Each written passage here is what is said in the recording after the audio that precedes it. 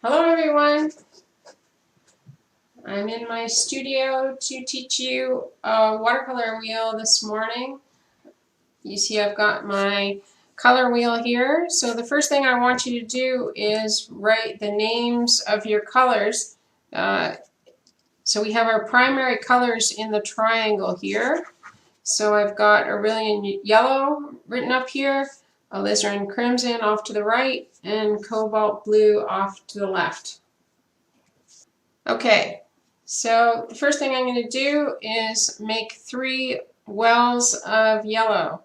So I get my brush wet in the water, then I go to my yellow, swirl it around, bring it to one well, bring it to another well, and bring it to a third well.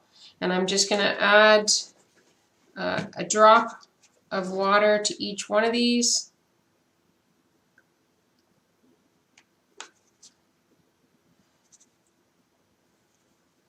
Okay, so I'm going to paint yellow in the Aurelian Yellow section here. Now if you're working from fresh paint, you'll have to be careful. You'll just have to grab a little tiny bit of it and not dig in like I'm doing. And when I switch to a different color, I'm going to switch to red now, the alizarin crimson color, you rinse your brush. I always try to keep my dried up paints on the right hand side nice and clean. And that's especially important if you're working from wet paints this morning. So again, if you're working from wet paint, just dab it, but if it's dried up like mine, then swirl it around. So I'm also going to make 3 wells of red. So I've got one there, another there, and a third here. And I'm going to add a drop of water to each one of those. You could use your sprayer or a dropper, doesn't matter. I got these from the dollar store near 3rd and Upper Middle if you're in Oakville. So 1 drop of water to each one. And now that I have red on my brush, I am going to paint alizarin crimson. That circle.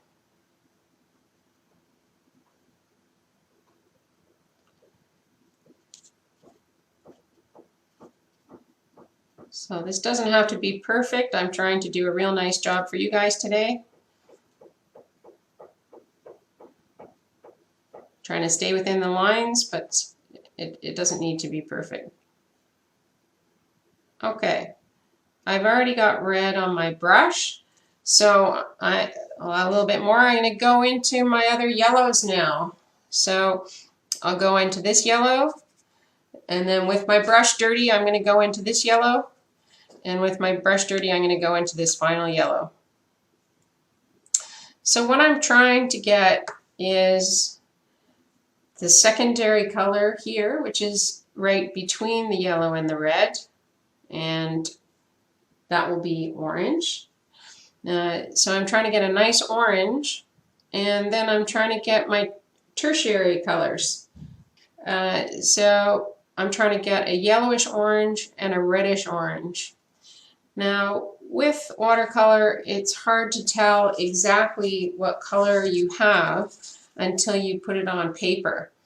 That's why I have a scrap piece of watercolor paper here that I'm going to test my colors out on.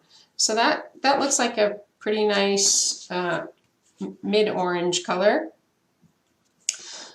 I'm going to rinse my brush and dry it off with a paper towel and check my second color. That looks like a pretty middle orange too. This doesn't always work perfectly, but sometimes it does. So I'll just have to adjust them if they're not quite right. Oh, and that one looks like a reddish orange. I'll put it more. So my reddish orange, I'm going to paint close to my red circle here.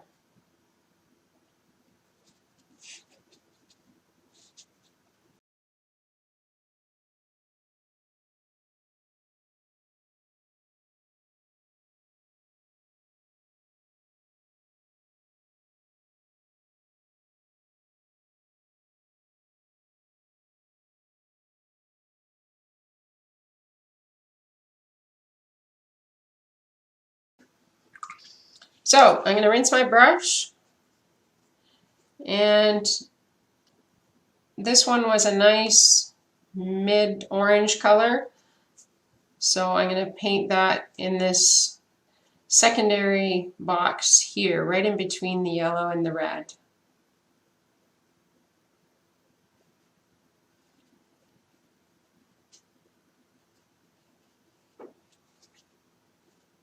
Okay, I'm going to rinse my brush again,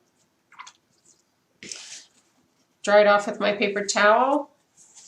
I'm going to add a little more yellow to my first color here because it wasn't yellow enough.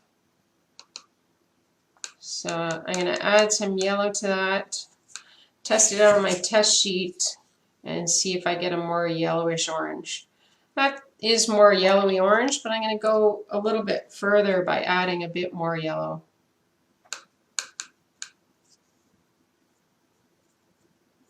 Still not very yellow. Yellow is a weak color, so red overpowers it quite easily. That should be better. Yeah. Okay, so there's a yellowish orange. And I'm going to paint that in between yellow and orange. Well, I might have gone too far into yellow, so I'm just going to add a little bit on the fly here. Okay, so that's a decent yellow-orange. And if you're not happy with the color that you've put down, while it's still wet, you can take your paper towel and pick it right up. Or if you've put it in the wrong spot or whatever, you can always use your paper towel. One nice thing about watercolor is you can leave colors there and dry and use them again in another painting later on. But for today's lesson, I'm going to clean up my yellows that I have here because I'm going to need those slots for the color wheel. I didn't make very much, so it's not like I'm losing much paint. But so I'm going to mix a well of cobalt here. So I'm going to swirl my wet brush here. I'm going to bring it over here. I'm going to give it a couple swirls. And whoops, and my dropper. I like my dropper rather than my sprayer, but either one can work for you. Just going to add a little bit. I'm making a slightly bigger blue well than I did the others. Okay, so now that I have cobalt blue on my brush, I'm going to paint it in the cobalt blue spot.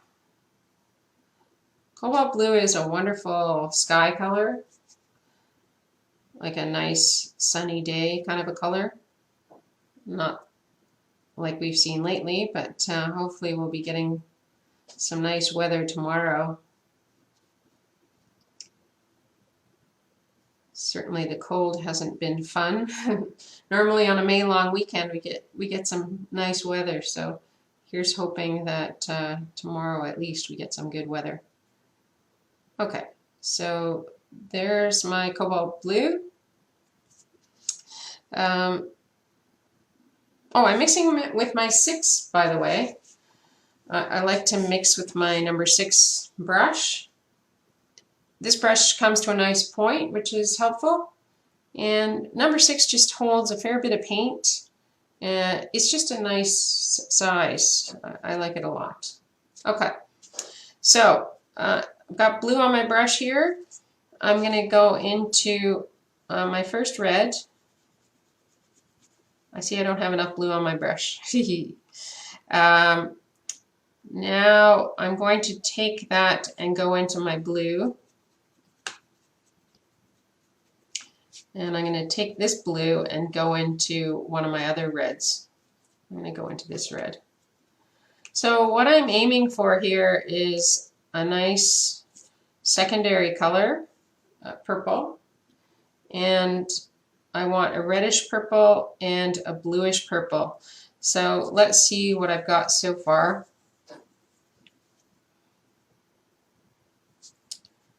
Okay, and I'm going to rinse in between each one and dry off with a paper towel.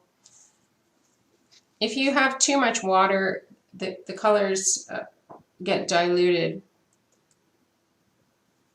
This color looks similar to the color I just painted.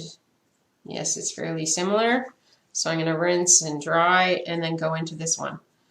So this one,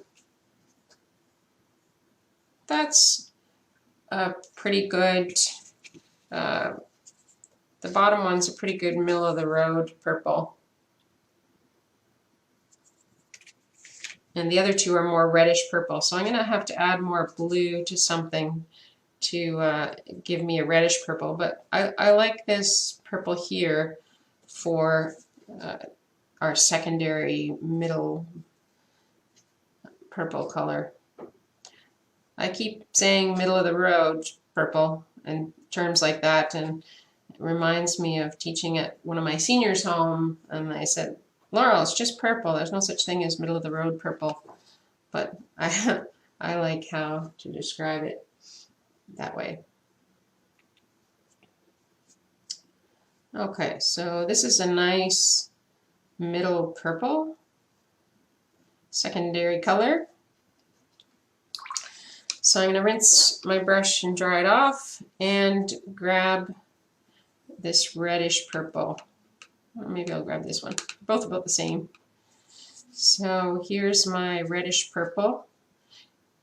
So with the three primary colors, you can get so many different colors.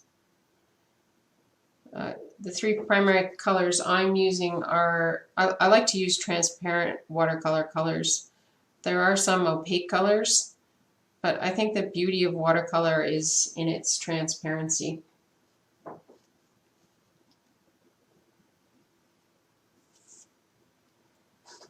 Okay, so there's my reddish purple. I'm going to go into my cobalt, pick up some more cobalt, and turn one of these into more of a bluish purple.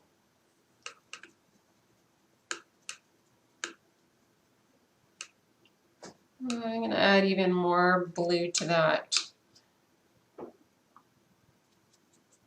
There we go. Almost like a periwinkle color.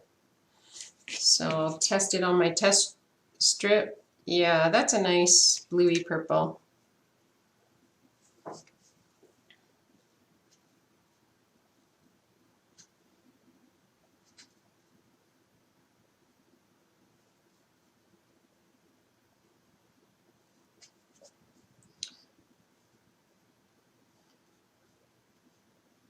All right, so there we have our bluey purple. Now, painting with watercolors, if you're right-handed, it's best to paint top to bottom, left to right. So I should have really started with the left-hand side since I am right-handed, but I'll avoid getting this messy, I hope.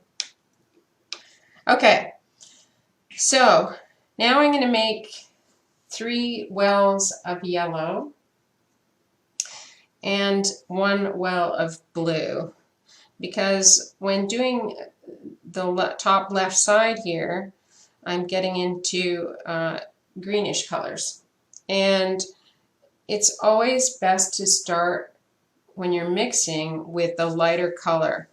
Yellow is such a weakling color-wise. It's very light, and so I wouldn't start with blue and then add yellow to it. I would go the other way around.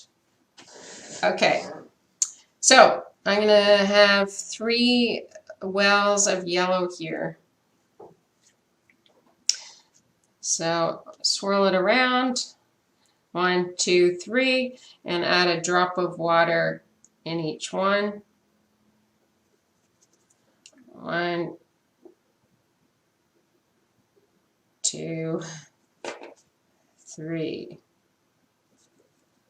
Okay, so now I rinse my brush off because I'm going to pick up some blue now. So I'm going to make a well of blue down at the bottom here. Make sure I'm not quite on screen. There we go.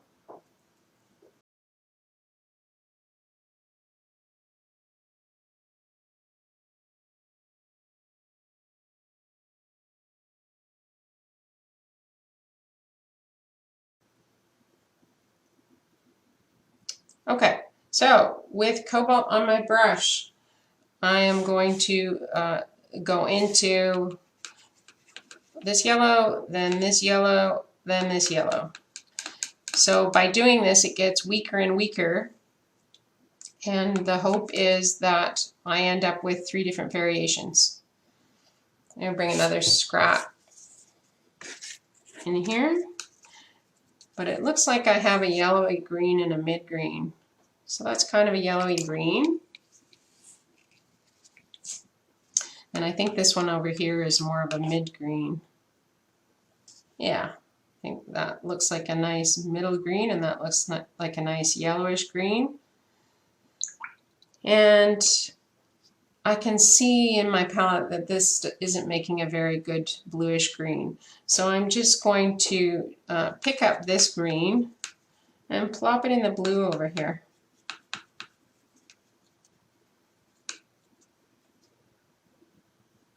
So now I have a pretty bluish green.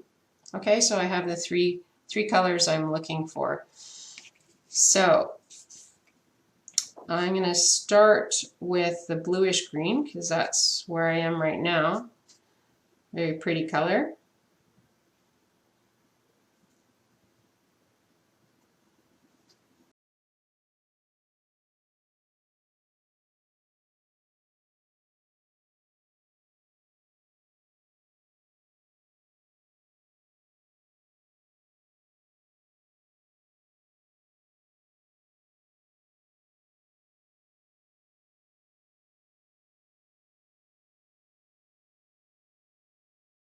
So now I've got my mid green. Yes, that's my mid green.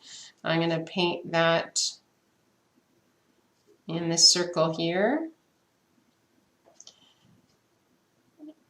And with watercolors, you can buy specific greens, but it's better to mix them. There's some really weird greens out there, like Viridian green. There's some greens I like, but mostly when I'm painting things, I like to mix my own green. So here we are with our final yellowy green, our final tertiary color.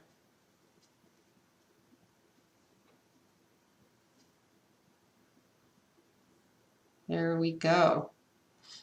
So the primary colors are all joined by this triangle, and if you are painting, all you need is the primary colors. You can make any color with them.